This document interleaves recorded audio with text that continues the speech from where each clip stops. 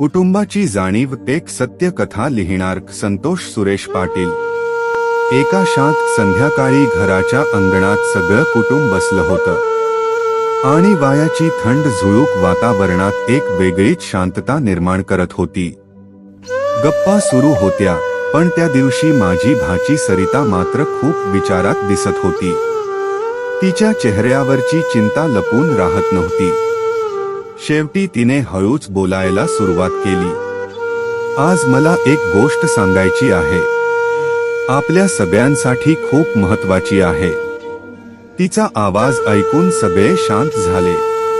ती पुढे म्हणाली, आपली आई वंदना आयुष्यभर फक्त आपल्यासाठी जगली।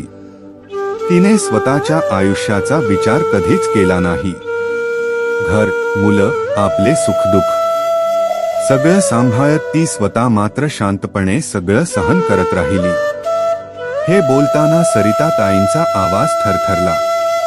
आज तिची अवस्था पाहिली की मन भरून येतं।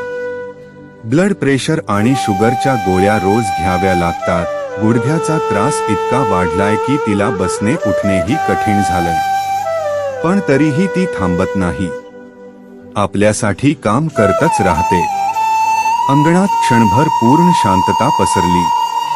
सरिता ताईंच्या डोळ्यात पाणी आलं। आई कधीच मी थकले असं म्हणत नाही, पण तिच्या चालण्यात, तिच्या श्वासात, तिच्या चेहऱ्यावरच्या थकव्यामध्ये सगळं दिसतं। सरिता ताईने नजर उचलून नेत्रा आणि सागर दादाकडे पाहिलं।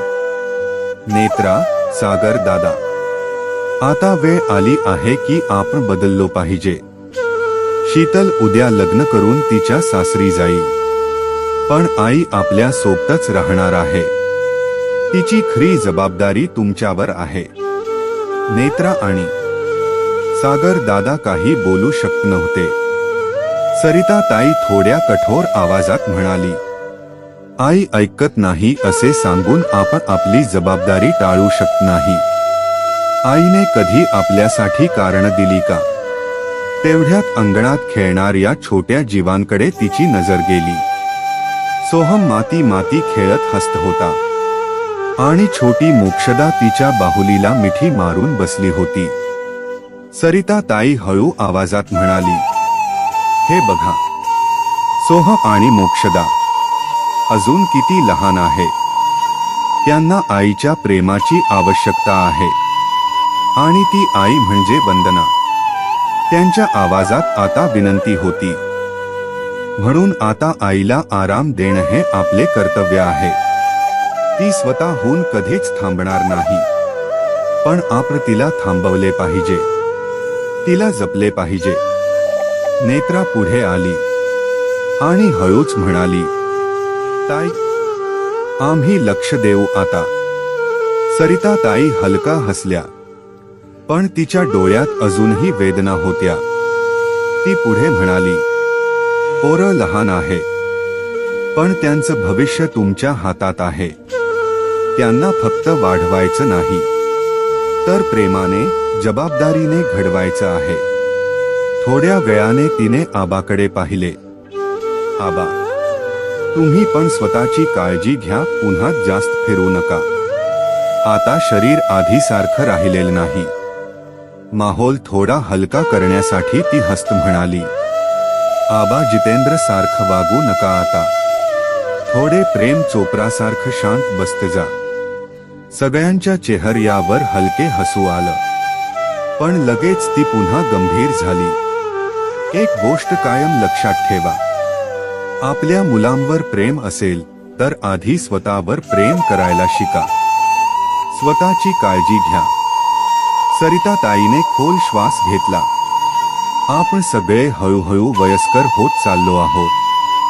ही जाणीव ठेवली नाही तर उशीर होईल। या जगात कुणी कुणाचं नसतं, सगळी मोहमाया आहे।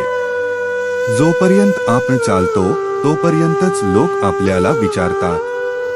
अंगणात सगळ्यांच्या डोळ्यात आता एकच भावना होती। सरिता ताई शेवटी शांतपणे म्हणाली, जीवनाचं एक सत्य आहे, कटू आहे, पण सत्य आहे। मृत्यू अट आहे। म्हणून जगताना एकमेकांना जपा, एकमेकांसाठी जगा, आनंदी रहा, खुश रहा. आणि त्यांनी हात जोडले. त्या दिवसानंतर खरंच घरातील वातावरण बदललं. नेत्रा आणि सागर दादा आता आई वंदनाला काम करू देत नव्हते. सोहा आणि मोक्षदा आईच्या मांडीवर जास्त वेळ बसू लागले.